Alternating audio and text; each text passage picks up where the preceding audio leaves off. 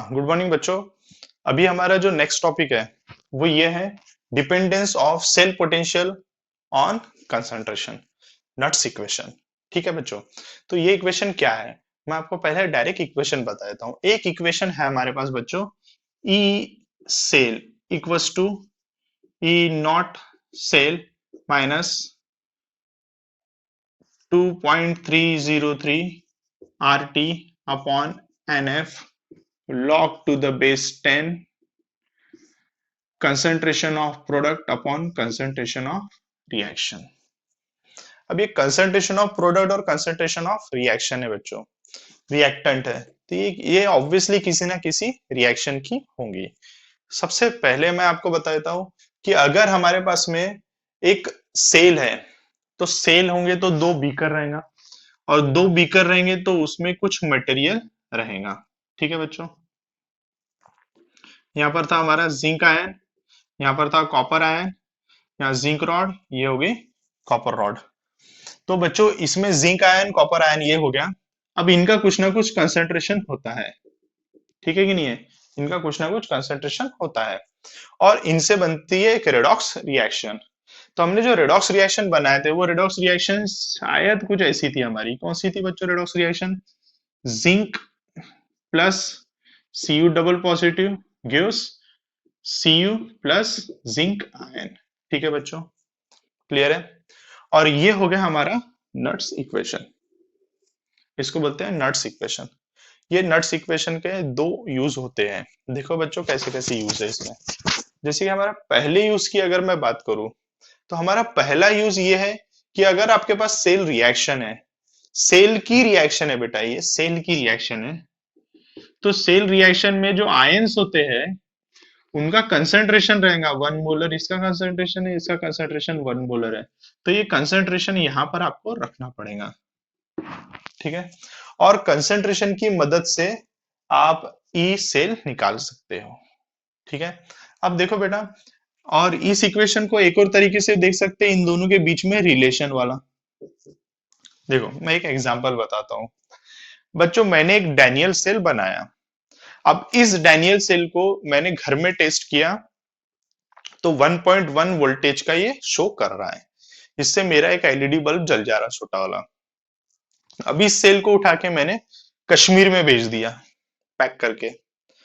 अब कश्मीर में जाने के बाद वहां के लोग बोल रहे कि सर हमारा 1.1 वोल्ट एग्जैक्टली रिजल्ट नहीं आ रहा है, फ्लक्चुएट हो रहा है, 1.1 वोल्ट से कम आ रहा है, कभी 1.1 वोल्ट से ज्यादा आ रहा है।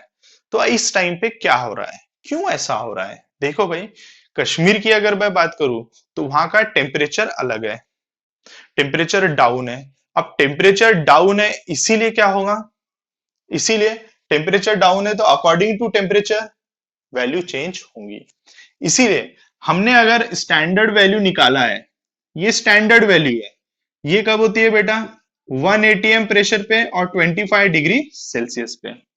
अब आप जहां पर लेके जा रहे हो वहां का टेम्परेचर, वहां का प्रेशर जो भी रहेगा वो सब वैल्यू यहां पर रखो and you will get the new value E cell. तो कश्मीर में, कश्मीर का टेम्परेचर अगर 10 डिग्री सेल्सियस, सॉरी 10 बहुत बोल दिया मैंने, 2 डिग्री सेल्सियस है, तो 2 डिग्री सेल्सियस को यहां पर रखूंगा केल्विन के रूप में और फिर उसके अकॉर्डिंग मैं सॉल्व करूंगा। तो यानी ये इक्वेशन एक इक्वेशन दो काम करता है। पहला है टेम्परेचर के अकॉर्डिंग जो चेंज हो रहा है वो बता सकता है, ये देखो टेम्परेचर के अकॉर्डिंग जो चेंज हो रहा है वो बता सकता है। दूसरा, आपने अगर कंसंट्रेशन चेंज कर दिया तो भी चेंज होगा। अब जरूरी थोड़ी ना है कि मैंने डैनियल सेल बनाया 1 मोलर लूंगा, कोई भैया दूसरा डैनियल सेल बना रहा, उसने इसको 1 मोलर लिया, इसको 2 मोलर लिया, तो बदल गई ना बात, कहानी बदली कि नहीं बदली? यानी इसका मतलब क्या हो गया, सेल पोटेंशियल जो है, सेल पोटेंशियल यानी ई सेल किसके ऊपर डिपेंड है? कंसंट्रेशन टेम्परेचर के ऊपर डिपेंड है। समझ में आ गया? दो टर्म आती है, कंसंट्रेशन और टेम्परेचर दोनों के ऊपर डिपेंड है। तो ये डैनियल सेल हो गया, सॉरी ये हो गया हमारा नट्स इक्वेशन। तो ये नट्स इक्वेशन हमको वो वैल्यू देता है जो वैल्यू स्टैंडर्ड टेम्परेचर प्रेशर से निकाली हुई है, उसमें से जो भी वैल्यू हटती है वो सब निकाल के हमको रियल वैल्यू देता है कि हमारा सेल कितने वोल्टेज का शो करेगा। आप चाहे कश्मीर में लेके जाओ, चाहे आप वेस्ट इंडीज में लेके जाओ, बराबर है कि नहीं है? तो आप जहां लेके जाओगे उसके अकॉर्डिंग वहां पर वैल्यू देगा वो, क्लियर है। और वैसे ही हम गेस कर सकते हैं कि वहां पर वो कितनी वैल्यू देगा उसका टेम्परेचर रख के। ठीक है, तो अब मैं आपको बता देता हूं इसको अप्लाई करना। इसका यूज करना। मैंने इसका एक इंट्रोडक्टरी पार्ट दिखा दिया है। इस इक्वेशन का हमको डेरिवेशन नहीं दिया हुआ है, अच्छी बात है, हमको डेरिवेशन नहीं इंक्लूड किया हुआ है, लेकिन ये इक्वेशन आप याद रखना, इसका यूज करना पड़ता है हमको, इसके ऊपर न्यूमेरिकल करना पड़ता है। और एक बात बताता हूं, इस इक्वेशन का एक शॉर्ट फॉर्म भी होता है। शॉर्ट फॉर्म कैसा होता है, देखो बच्चों, 2.303 RT अपॉन NF। तो RT अपॉन N लेता हूं, सॉरी F लेता हूं मैं। देखो इनमें सबकी वैल्यू फिक्स रहती है 25 डिग्री सेल्सियस के लिए। 25 डिग्री सेल्सियस के लिए अगर इसके लिए देखूंगा मैं, तो ये 298 केल्विन हो गया बेटा। आर की वैल्यू आप ले लो 8.314 ले लो, फैराडे की वैल्यू हो गई 96500। ठीक है बच्चों, ये वैल्यू हो गई। अब इन सभी वैल्यू को अगर आप पुट करोगे तो आपको मिलेगा क्या, 0.0592। क्या मिल गया आपको, 0.0592। सबकी वैल्यू रखो, ये रखो, ये रखो, ये रखो और ये रखो, ये वैल्यू पूरी निकालने के बाद आपको क्या मिलेगा, 0.0592। तो यानी अब इक्वेशन आपका क्या बन गया, इक्वेशन आपका बन गया E cell equals to E naught cell minus 0.0592 upon n log to the base 10 concentration of product upon concentration of reactant। ये हमारा न्यू नट्स इक्वेशन बन गया। क्लियर है बच्चों। अब ये नट्स इक्वेशन को अप्लाई कैसे करेंगे हम, अप्लाई कैसे करेंगे, और क्या ये नट्स इक्वेशन सेल के लिए ही होता है, इलेक्ट्रोड के लिए नहीं होता है, ये सब बातों के बारे में मैं बताता हूं आपको। देखो बच्चों, सबसे पहली बात, अगर आपके पास सेल रिएक्शन है तो सेल पे अप्लाई करो, इलेक्ट्रोड रिएक्शन है तो आप इलेक्ट्रोड पे अप्लाई करो। नट्स इक्वेशन दोनों जगह पे अप्लाई होता है, सेल पे भी होता है, हाफ सेल पे भी होता है, हाफ सेल यानी इलेक्ट्रोड पे भी होता है।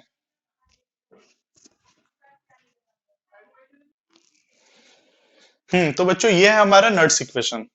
अब ये नट्स इक्वेशन में सबसे पहले सेल पे अप्लाई करता हूं, ठीक है, और यहाँ पर सेल भी लिखा हुआ है। ठीक है, तो बच्चों देखो सेल, जैसे कि हमारे पास एक सेल था, अभी हमने देखा था, Zn plus Cu double positive gives Zn double positive plus Cu। ये हमारा डैनियल सेल है, इसमें ये 1 मोलर कंसंट्रेशन का है, ये भी 1 मोलर कंसंट्रेशन का है। तो बेटा अब ये इसके ऊपर अप्लाई करना है, फॉर्मूले में पुट करना है। देखो कैसे होगा, therefore E cell equals to क्या होगा, E not cell minus 0.0592 upon n log to the base 10 concentration of product. अब प्रोडक्ट में ये दो है, ये सॉलिड मेटल है, इसको नहीं रखना है आपको, याद रखना आप दो ही चीजें रखते हैं यहाँ पर, एक तो आयन लिखते हैं, नहीं तो गैस लिखते हैं। आयन रहा तो उसका कंसंट्रेशन लिखना, गैस रहा तो उसका प्रेशर लिखना। तो यहाँ पर ये आयन है बेटा, तो इसका कंसंट्रेशन लिखेंगे, तो यहाँ पर लिखूंगा मैं Zn डबल पॉजिटिव आयन का कंसंट्रेशन, जो कि बाद में मैं वैल्यू पुट करूंगा 1, और यहाँ पर आएगा कॉपर आयन का कंसंट्रेशन, देखो रिएक्टेंट में, और इसकी वैल्यू बाद में पुट करूंगा 1। यहाँ पर n की वैल्यू कितनी है, जितने इलेक्ट्रॉन का बिजनेस हुआ है, याद रखना। देखेंगे अगर हमने जब इस रिएक्शन को बनाए थे, आपने देख चुके हो डैनियल सेल में, तो दो दो इलेक्ट्रॉन गेट कैंसिल हुए थे, यानी दो इलेक्ट्रॉन यहां से निकल के वहां पर गए थे, यानी 2 इलेक्ट्रॉन का बिजनेस हुआ था, वो n की वैल्यू थी, यानी 2 इलेक्ट्रॉन। ठीक है बच्चों, क्लियर है, तो 2 आंसर है, n की वैल्यू कितनी होगी बच्चों, यहाँ पर 2। ये सब वैल्यू पुट करो, और ई नॉट सेल भी आप मालूम है 1.1 वोल्ट। ई नॉट सेल कितना मालूम है बच्चों आपको, 1.1 वोल्ट, स्टैंडर्ड टेम्परेचर कंडीशन पे था। क्लियर है यहाँ तक का, कोई परेशानी इसमें नहीं है। लेकिन अगर मैं इसी को इलेक्ट्रोड के लिए रखूंगा, इलेक्ट्रोड के लिए रखूंगा, तो कैसे रखूंगा, देखो बच्चों, जैसे इलेक्ट्रोड के लिए रखना है, तो याद रखना कभी भी किसी भी इलेक्ट्रोड के लिए आप हमेशा लिखना पहले उसकी रिडक्शन रिएक्शन। कोई भी इलेक्ट्रोड हो, अगर आपको नट्स इक्वेशन इलेक्ट्रोड के लिए अप्लाई करना है, तो आपको कंडीशन ये है कि इलेक्ट्रोड में आप हमेशा इलेक्ट्रोड की रिडक्शन रिएक्शन लिखना है, क्योंकि स्टैंडर्ड पोटेंशियल आईयूपीएससी ने बताया कि मैं हमेशा रिडक्शन में लिखूंगा। ठीक है, तो यहाँ पर इलेक्ट्रोड रिएक्शन आपको कौन सी लिखना है, रिडक्शन वाली। तो बच्चों रिडक्शन वाली रिएक्शन कैसी है, देखो जैसे कि एक जिंक आयन की लिखते हैं, zinc ion Zn2 positive plus 2 electron gives zinc, ये उसकी रिडक्शन रिएक्शन है। तो इसका अप्लाई करेंगे हम इस फॉर्मूले में, कैसा होगा, E Zn equals to E naught Zn minus 0.0592 upon 2, दिख रहा है आपको, 2 इलेक्ट्रॉन यहाँ पर आ गए, log to the base 10 concentration of product. Product में कुछ है क्या, ये सॉलिड मेटल है, इसको तो लिखना ही नहीं है, बाकी कोई है नहीं तो 1 डाल दो, upon concentration of Zn double positive and ये अप्लाई हो गया इलेक्ट्रोड के लिए। तो ये हो गया नट्स इक्वेशन और इसके यूजेस, इसके यूज ये दो जगह पे हम इसका यूज पढ़ेंगे बच्चों, और ये दोनों ही यूज वेरी वेरी इंपॉर्टेंट है आपको न्यूमेरिकल पॉइंट ऑफ व्यू से। याद रखना इलेक्ट्रोकेमिस्ट्री में अगर कोई दमदार न्यूमेरिकल है तो वो ये दोनों ही सही है, और मैंने आपको दोनों ही समझा दिया, नो डाउट। जब हम न्यूमेरिकल पढ़ेंगे तो न्यूमेरिकल वाले टॉपिक में भी इसको मैं अच्छे से एक्सप्लेन करूंगा, ठीक है, क्लियर है। हाँ बच्चों, हमारा जो नेक्स्ट टॉपिक है वो है थर्मोडायनेमिक्स ऑफ गैल्वेनिक सेल। तो थर्मोडायनेमिक्स ऑफ गैल्वेनिक सेल में हमको क्या देखना है, देखो बच्चों, सबसे पहले हमको देखना है relation between Gibbs energy of the cell reaction and cell potential, इसके बारे में आपको देखना है। तो सबसे पहले मैं आपको बता देता हूँ गिब्स एनर्जी क्या होती है। गिब्स एनर्जी, इसको डेल्टा जी से डिनोट किया जाता है बच्चों। गिब्स एनर्जी का मतलब क्या होता है थर्मोडायनेमिक्स लेसन में हम देखेंगे, वैसे मैं यहाँ पर भी आपको बता देता हूँ। देखो बच्चों, गिब्स एनर्जी एक ऐसी एनर्जी होती है which is available to perform work. हमारे बॉडी में वर्क करने के लिए जो एनर्जी अवेलेबल रहती है उसको बोलते हैं हम गिब्स एनर्जी, ठीक है। तो जैसे जैसे बच्चों गिब्स एनर्जी कम होते जाएंगी, जैसे जैसे हम वर्क करते जाएंगे वैसे वैसे हमारी गिब्स एनर्जी कम होते जाएंगी, क्लियर है। लेकिन जैसे कि मैं यहाँ पर बता रहा हूं आपको कि ये हमारे बॉडी के लिए था, तो यहाँ पर कौन सा वर्क हो रहा है, क्योंकि हमारे बॉडी के अकॉर्डिंग तो बहुत सारे वर्क हम कर लेते हैं, लेकिन हमारे सेल्स के अकॉर्डिंग वर्क डिफरेंट होता है। हमारे सेल्स में जो वर्क होता है इलेक्ट्रिकल वर्क बोलते हैं। यानी इतना, इसका मतलब ये हो गया कि जैसे जैसे इलेक्ट्रिकल वर्क बढ़ता जाएगा गिब्स एनर्जी कम होते जाएंगी, क्योंकि गिब्स एनर्जी क्या होती है, energy which is available to perform work, to do work, यानी काम करने के लिए जो हमारे बॉडी में एनर्जी है या किसी भी चीज में एनर्जी है उसको बोलते हैं गिब्स एनर्जी। अगर हमारे सेल की बात करूं तो सेल में होता है इलेक्ट्रिकल वर्क, तो हमारे सेल का जैसे जैसे इलेक्ट्रिकल वर्क बढ़ता जाएगा गिब्स एनर्जी कम होती जाएंगी। इसका मतलब क्या हो गया, इसका मतलब delta G is equal to minus electrical work, ठीक है, क्लियर है। अब माइनस का साइन इधर भी लगा लो उधर भी लगा लो, बात एक ही है, क्योंकि ये दोनों एक दूसरे के क्या है बच्चों, अपोजिट टर्म हो गई है। अब यहां पर देखेंगे कि इलेक्ट्रिकल वर्क क्या होता है। इलेक्ट्रिकल वर्क, अगर इलेक्ट्रिसिटी के कंसेप्ट में देखा जाए तो इलेक्ट्रिकल वर्क क्या होता है, क्या होता है बच्चों, इलेक्ट्रिसिटी क्या होती है, इलेक्ट्रिसिटी यानी चार्ज होता है। हमने डैनियल सेल पढ़ा था, यहां पर जिंक का था बीकर और इधर कॉपर का बीकर था, यहां से यहां ऐसे इलेक्ट्रॉन मूव हो रहे थे, इलेक्ट्रॉन इधर से इधर जा रहे थे, क्या जा रहे थे, इधर चार्ज जा रहा था, ठीक है। क्यों जा रहा था चार्ज, क्योंकि यहां पर था पॉजिटिव निगेटिव पोटेंशियल और यहां पर बन गया था पॉजिटिव पोटेंशियल, इसीलिए चार्ज यहां पर मूव कर रहा था। इलेक्ट्रॉन किस डायरेक्शन में जा रहे थे बेटा, इलेक्ट्रॉन जिंक वाले बीकर से कॉपर वाले बीकर में जा रहे थे। क्यों जा रहे थे, क्योंकि जिंक वाले बीकर में बन गया था निगेटिव चार्ज, कॉपर वाले बीकर में बन गया था पॉजिटिव पोटेंशियल, यानी इन दोनों के बीच का क्या डिफरेंस था, इलेक्ट्रिकल पोटेंशियल यानी ई सेल। तो इलेक्ट्रिकल वर्क किसके ऊपर डिपेंड रहेगा, चार्ज्ड पास, कितना चार्ज पास्ड हुआ, into E cell, cell potential. अरे ज्यादा पोटेंशियल डिफरेंस है तो जल्दी जल्दी चार्ज जाएगा, 1.1 का रहा, 2 का रहा, हमारे घर में कितने का रहता है 240 220 का रहता है ना पोटेंशियल डिफरेंस। हमारे यहाँ जो अप्लायंसेस यूज होते हैं, हमारे घर में जो इलेक्ट्रिसिटी आती है, कितने के पोटेंशियल डिफरेंस से आती है, 220 240 रहता है ना हमारे यहाँ पोटेंशियल डिफरेंस। तो पोटेंशियल डिफरेंस और कितना चार्ज पास हुआ, तो जो चार्ज पास हुआ वो कैसे पता चलेगा, एनएफ। अब ये एफ क्या है, एफ जब भी आया था मैं आपको बताता हूँ, 96500 कूलम को एक डायरेक्ट वर्ड दिया गया है 1F, 1 फैरेडे। एक फैरेडे बोले तो 96500 कूलम, और 96500 कूलम किसको बोलते हैं, चार्ज ऑन 1 मोल इलेक्ट्रॉन। एक मोल इलेक्ट्रॉन के ऊपर रहने वाले चार्ज को बोलते हैं हम 96500 कूलम। यानी 1 फैरेडे बोले तो क्या होता है, एक मोल इलेक्ट्रॉन का चार्ज। तो 2 फैरेडे गए यानी 2 मोल इलेक्ट्रॉन का चार्ज, 3 फैरेडे गए बोले तो 3 मोल इलेक्ट्रॉन का चार्ज, क्लियर है कि नहीं है। तो यानी एन फैरेडे यानी जितने चार्ज पास होंगे इनटू ई सेल, ठीक है बच्चों। देयरफॉर ये दोनों इक्वेशन को अगर मैं लेके आऊं, देयरफॉर क्या बनेगा, delta G is equal to minus n F E cell, ये हमारा एक फॉर्मूला बन गया, ये एक हमारा रिलेशन बन गया। वेरी इंपॉर्टेंट रिलेशन, न्यूमेरिकल के पॉइंट ऑफ व्यू से इंपॉर्टेंट है, थेरोटिकली आपको नहीं आएगा इसके ऊपर कुछ, फिलहाल तो थेरोटिकली में इतना टॉपिक थेरी में कुछ नहीं आने वाला है आपको, न्यूमेरिकल पॉइंट ऑफ व्यू से इंपॉर्टेंट है, ये डायरेक्ट फॉर्मूला याद भी रख सकते हो आप, ठीक है। ये तो हो गया नॉर्मल टेम्परेचर कंडीशन पे। अगर मैं स्टैंडर्ड पे लू तो कैसा रहेगा, delta G not is equal to minus n F E not cell, ये स्टैंडर्ड पे हो गया, ठीक है बच्चों, क्लियर है। कोई परेशानी इसमें नहीं है। अब बेटा इसके बाद एक क्वेश्चन और आता है, वो बताता हूं मैं आपको।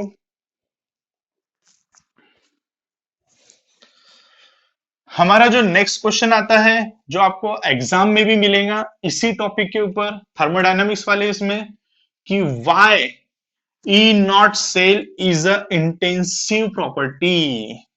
क्या बोला है उसने? वाई, क्वेश्चन लिख लेते हैं हम यहां पर, why E not cell is an intensive property. क्या होता है भाई इंटेंसिव प्रॉपर्टी? क्या होती है सबसे पहले ये भी पता रहना चाहिए हमको। देखो बच्चों, इंटेंसिव प्रॉपर्टी का मतलब क्या होता है? इंटेंसिव प्रॉपर्टी का मतलब होता है, ये वो प्रॉपर्टी होती है जो डिपेंड होती है अमाउंट ऑफ सब्सटेंस के ऊपर।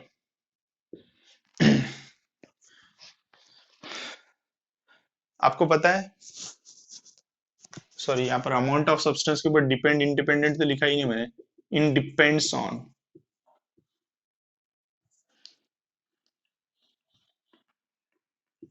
Independent on amount of substance. चलो एग्जांपल बताता हूं मैं आपको। देखो बच्चों, मेरे पास नहीं का सी वाटर है, और सी वाटर की मैंने डेंसिटी निकाल लिया। सी वाटर की डेंसिटी निकालने के बाद मुझे पता चला कि उसकी डेंसिटी होती है 1.05 ग्राम पर सीसी। किसकी डेंसिटी है ये? सी वाटर की। तो अगर आप एक बीकर में थोड़ा सा सी वाटर लोगे तो भी भाई डेंसिटी उतनी मिलने वाली है, और पूरा समुद्र का पानी ले लोगे जब भी डेंसिटी उतनी ही मिलने वाली है, या एक बकेट पानी लोगे उसमें भी डेंसिटी उतनी ही मिलने वाली है, क्योंकि आपने पानी तो सी वाटर ही लिया ना। चाहे आप एक बीकर लो, एक बकेट लो, या पूरा सी का पानी ले लो, डेंसिटी उतनी ही निकलेंगी। यानी density is independent on amount of substance. थोड़ा लो, ज्यादा लो, पूरा ही ले लो, अमाउंट ऑफ सब्सटेंस के ऊपर डिपेंड नहीं है, इंडिपेंडेंट है। लेकिन अब सी वाटर का मैं मास निकालूंगा, तो एक बीकर वाटर का मास निकालूंगा तो कम आएगा, एक बकेट वाटर का मास निकालूंगा तो ज्यादा आएगा, और पूरे सी के वाटर का मास निकालूंगा तो बहुत ज्यादा आएगा। तो मास क्या हो रही है? अमाउंट के ऊपर डिपेंड है। तो मास कैसा हो गया? Extensive property. और ये हो गई इंटेंसिव प्रॉपर्टी। तो इंटेंसिव एक्सटेंसिव समझ में आ गया। दूसरा जो था बेटा उसका नाम था एक्सटेंसिव प्रॉपर्टी। ठीक है, तो हमको यहां पर देखना है कि E not cell intensive property क्यों है। हमारे ई नॉट सेल का फॉर्मूला लेके आते हैं, delta G not is equal to minus n F E not cell. Therefore E not cell equals to होगा delta G upon n F minus n F. ठीक है, ये बन गया एक फॉर्मूला। ठीक है बच्चों, क्लियर है? अब देखो, delta G not is an extensive property, यानी किसके ऊपर डिपेंड होती है बेटा? ये अमाउंट ऑफ सब्सटेंस के ऊपर डिपेंड होती है। ये बात भी नोट में याद रखना आप। तो देयरफॉर कंडीशन लेते, कंडीशन से तुमको समझाता हूं। इफ, ठीक है, स्टैच्योमेट्रिक, स्टैच्योमेट्रिक कोएफिशिएंट ऑफ रेडॉक्स रिएक्शन, यानी कोई भी रेडॉक्स रिएक्शन, जैसे आप डेनियल सेल की भी लिख सकते हो, इसके पहले हमने देख चुके हैं, कोई भी रेडॉक्स रिएक्शन के स्टैच्योमेट्रिक कोएफिशिएंट को हम डबल कर देते हैं। क्या करते हैं? Multiply by 2। यानी क्या हुआ? एग्जांपल बताता हूं, डेनियल सेल वाला ऐसा होगा, twice Z N plus twice C U double positive gives twice Z N double positive plus twice C U. भाई डबल कर दिए हमने, सबको डबल कर दिए। तो क्या होगा? इन सबको डबल करेंगे तो इनका कंसंट्रेशन डबल हो जाएगा। कंसंट्रेशन डबल हो जाएगा तो फैरेडेस जो इलेक्ट्रॉन, दो दो इलेक्ट्रॉन जा रहे थे, अब चार चार इलेक्ट्रॉन जाएंगे, चार इलेक्ट्रॉन जाएंगे, यानी एनएफ डबल हो जाएगा। बराबर है कि नहीं है? और डेल्टा जी नॉट भी क्या हो जाएगा? डबल हो जाएगा। Therefore it doubles the flow of charge and also delta G. इसलिए बच्चों डेल्टा जी भी क्या हो जाएगा? डबल हो जाएगा। अब ये दोनों ही टर्म डबल हो गई, यानी इसका मतलब ये टर्म भी डबल हो गई, ये टर्म भी हो गई। Therefore E not cell equals to क्या होगा, minus twice delta G not upon minus, sorry, twice n F, to get cancel. क्या बन गया, इक्वेशन वही हो गया, यानी डबल हुआ तो वो दोनों टू गेट कैंसल, बात एक ही चाहिए। ई नॉट सेल के ऊपर इफेक्ट हुआ क्या, नहीं। Therefore no effect on E not cell, therefore it is intensive property. ठीक है बच्चों, इसीलिए हम इसको क्या बोलते हैं, इंटेंसिव प्रॉपर्टी। क्लियर है, कोई परेशानी इसमें नहीं है। तो लेकिन ये क्वेश्चन आता है आपको 2 मार्क के लिए, पूछा भी जा चुका है लास्ट कुछ ईयर के क्वेश्चन में। ध्यान रखना अच्छे से, कंडीशन में डाल के करने का। If stoichiometric coefficient of redox reaction is multiply by 2, यानी देखो मैंने एक एग्जांपल बताया, डबल किया, इसके कारण ये डबल हुआ, इसकी सबकी वैल्यू डबल हुई, इसलिए फ्लो ऑफ चार्ज भी डबल होगा और डेल्टा जी की वैल्यू भी डबल होंगी। अरे इलेक्ट्रिकल वर्क ज्यादा हो रहा ना बच्चों, इलेक्ट्रिकल फ्लो ऑफ चार्ज ज्यादा हो रहा, इलेक्ट्रिकल वर्क ज्यादा होगा तो डेल्टा जी भी ज्यादा से कम होंगी ना, ज्यादा से कम होंगी, इसलिए डबल हुआ। और ये देखो यहाँ पर नहीं लिख डाले।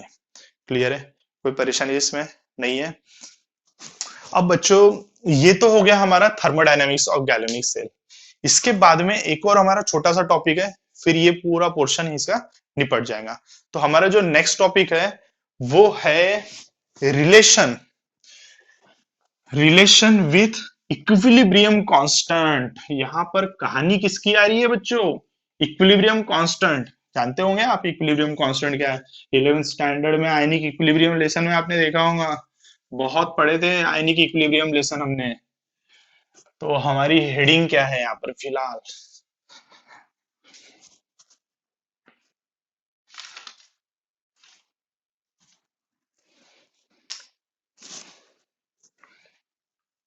रिलेशन बिटवीन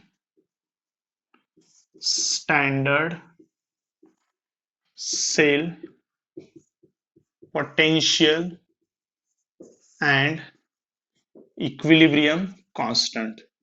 थोड़ा मैंने शॉर्ट में लिख दिया बच्चों, ठीक है, क्या ये, एंड इक्विलिब्रियम कांस्टेंट। ठीक है, इक्विलिब्रियम कांस्टेंट ये क्या है बच्चों, स्टैंडर्ड सेल पोटेंशियल इसको किसको बोलते हैं अपन, ई नॉट सेल को, और इक्विलिब्रियम कांस्टेंट यानी के। अब हमारे पास है क्या, ये कैसे निकालेंगे, कुछ तो होगा हमारे पास। हाँ हमारे पास एक इक्वेशन है जो हमने थर्मोडायनेमिक्स में देखा है, लेकिन बच्चों अगर आपने थर्मोडायनेमिक्स नहीं पढ़ा है तो आपको शायद वो इक्वेशन नहीं मालूम होगा। लेकिन थर्मोडायनेमिक्स लेसन में हमारे पास एक इक्वेशन था, क्या था देखेंगे हम, फ्रॉम थर्मोडायनामिक्स। ठीक है, क्या था, delta G is equal to minus R T log K. ठीक है, समझ में आ रहा है, R gas constant, T temperature, K बोले तो इक्विलिब्रियम कांस्टेंट। ठीक है, और एक बात आपको मालूम है, अगर स्टैंडर्ड ले लेते हैं इसको, चलो भाई स्टैंडर्ड ले लिया मैंने इसको, ठीक है। एक काम करते विदाउट स्टैंडर्ड करते, फिर बाद में अपन चेंज कर देंगे। हाँ तो डेल्टा जी इक्वल्स टू क्या था, minus n F E cell, ये भी था, ये भी हमको मालूम है, थोड़ी देर पहले ही हमने देखे।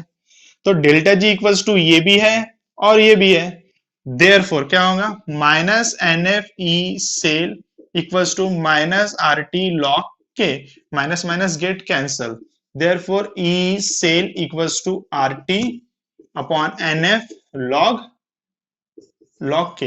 ये log to the base e है बेटा, इसको एल एन लिखा जाता है शॉर्ट में।